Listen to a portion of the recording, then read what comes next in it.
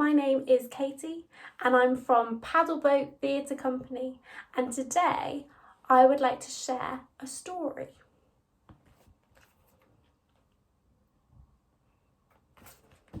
It's called According to Arthur, or Arthur.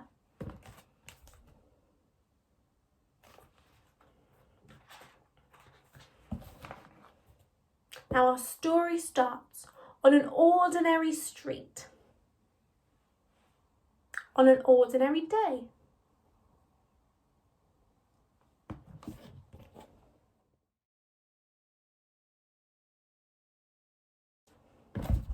But at the top of one house, up a steep flight of stairs, is an attic and a man, and it's his story that I'm going to share.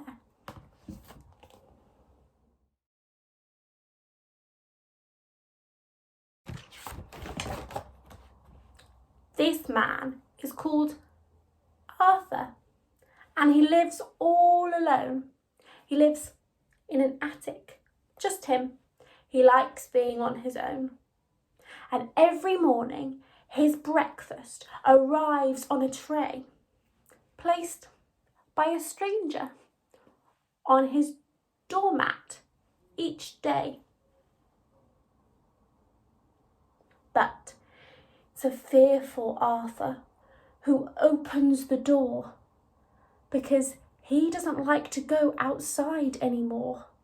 The outside world needs to stay outside, safe in his attic, is where he likes to hide from the big wide world that makes him feel so small. He grabs the tray with his breakfast on, and that is all. In the warmth of his attic, the day drifts by, and as he potters around, the hours soon fly. Sometimes he does puzzles, and sometimes he knits, and sometimes he does stretches to keep himself fit.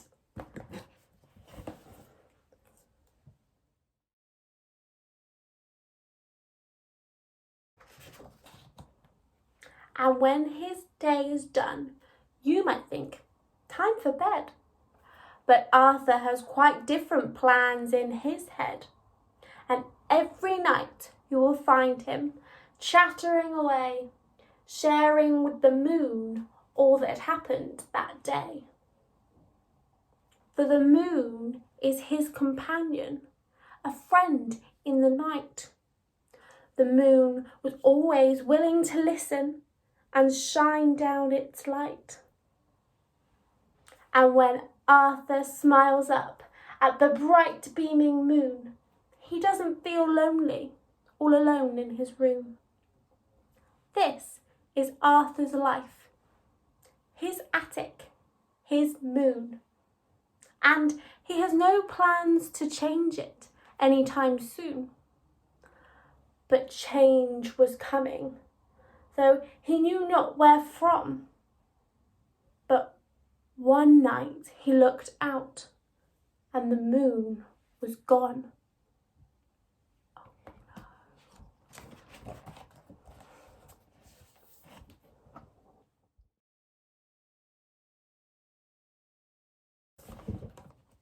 Arthur peered through the window, calling through the night air. But he had to face facts. His friend just wasn't there. And standing there sadly, he was suddenly aware, with the moon gone, meant his days felt quite bare. By the next night, he couldn't stand it anymore. This wasn't a problem that he could simply ignore. It's not here, but it must be somewhere. Maybe answers would lie with the people out there. Balloons, he thought, would be just the thing. So he patched them together, made from paper and string. Then on letters attached to each handmade balloon, he wrote down the question, "Have you seen the moon?"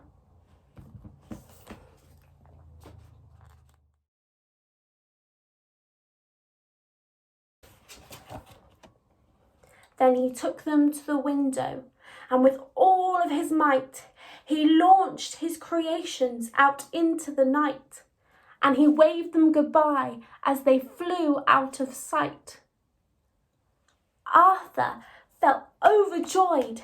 Now he'd find the moon. Someone would have it and reply to him soon.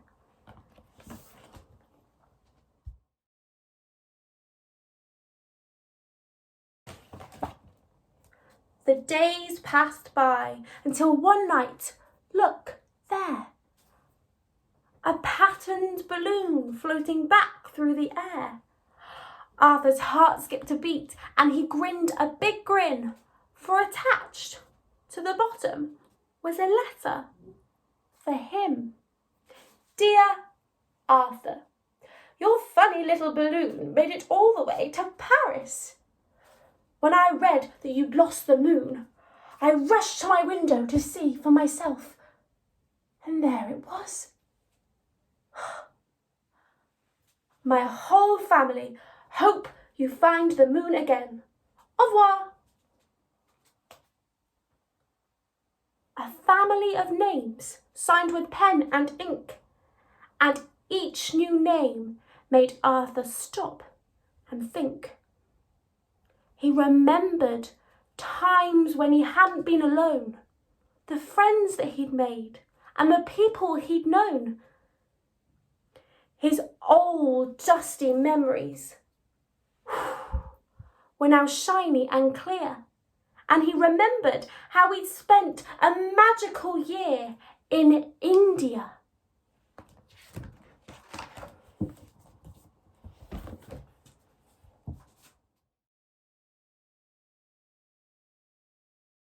In India, the sun beating down overhead, the monkeys chattering through the treetops, the sound, beep beep, excuse me, exploding bursts of colours, and the smells, exciting, inviting, exotic.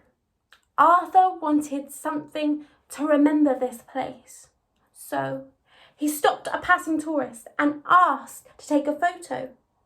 So he had something to remember this place and these people and this feeling forever. And yet, he'd forgotten. How? How can he have forgotten about that place? About every person he met and every smiling face, the friends that he'd encountered and the adventures he planned.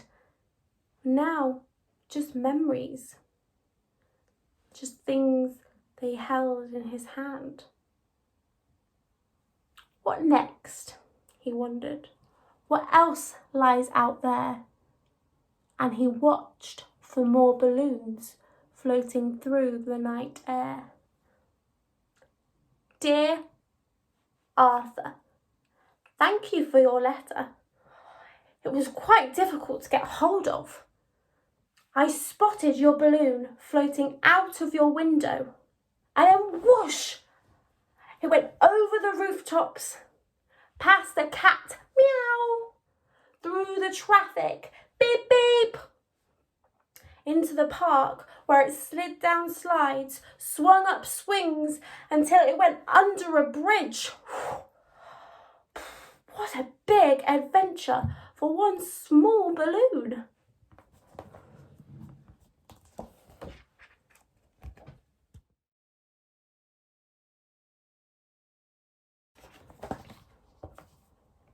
Arthur read through the letter, his heart beating fast, as memories unfolded from his adventurous past.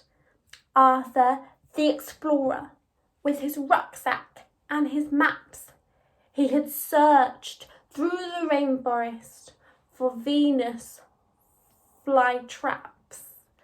He had trekked through the bush and he'd crossed desert sands. And he'd sailed the seas in search of new lands.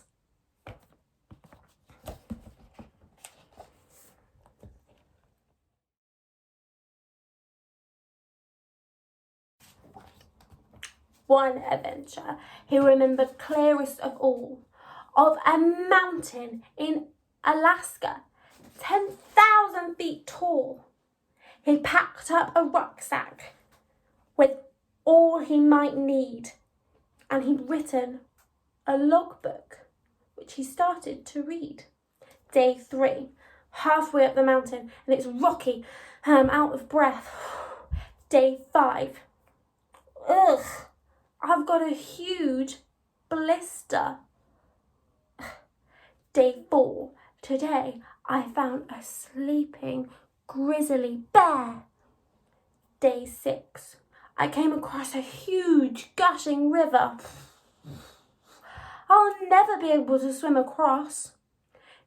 Day 10, oh no, the rains have started and the winds. Day 15, I can see all the lights coming on in the village. It looks so peaceful. Wish I was down there. Day 18, today I'm gonna reach the summit. And the moon was there, and I felt like I was on top of the world.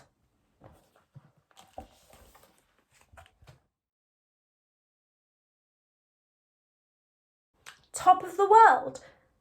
No, that wasn't quite true. Just the top of his attic, with the same pleasant view.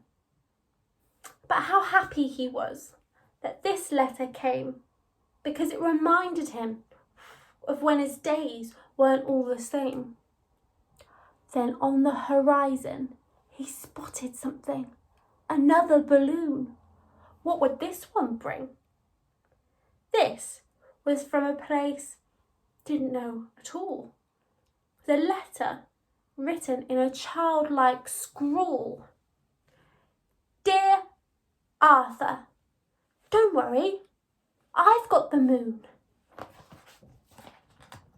It's right here in front of me as I'm writing my letter.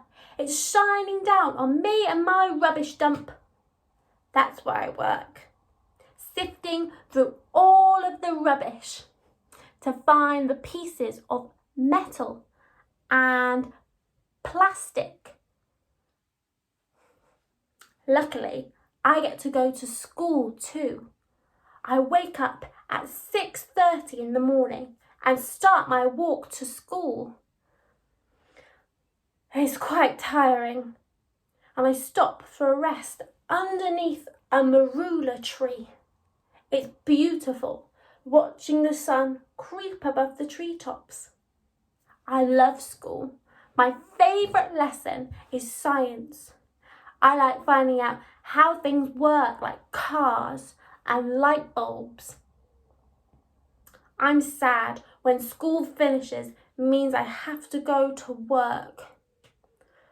But in the middle of the rubbish dump, there's a huge pile of rubbish, and I like to climb it all the way to the top. At the top, I can see the moon as it rises up to smile at me. And every day it looks bigger and brighter. And it reminds me that I'm getting bigger and brighter too. I'm sorry the moon isn't with you, Arthur. Maybe it thinks you're big enough and bright enough to manage without it.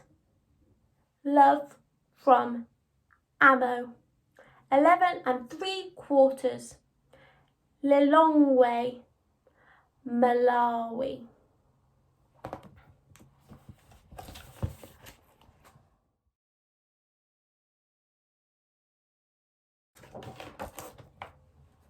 Big enough, bright enough, maybe once, long ago, but not now, Arthur thought. Now I'm old and I'm slow. When did I stop? When did I just put my life on the shelf?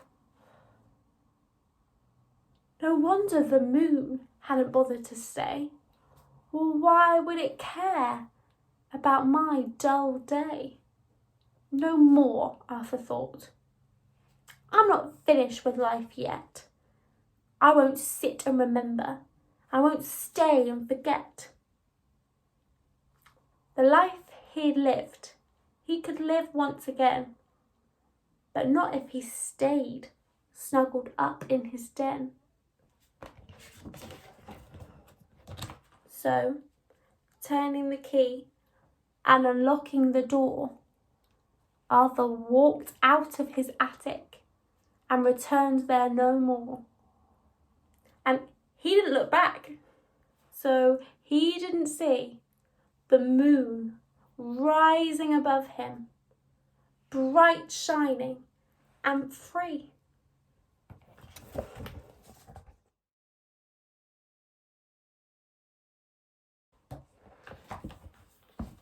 The end. Thank you for watching, and I hope you've enjoyed it.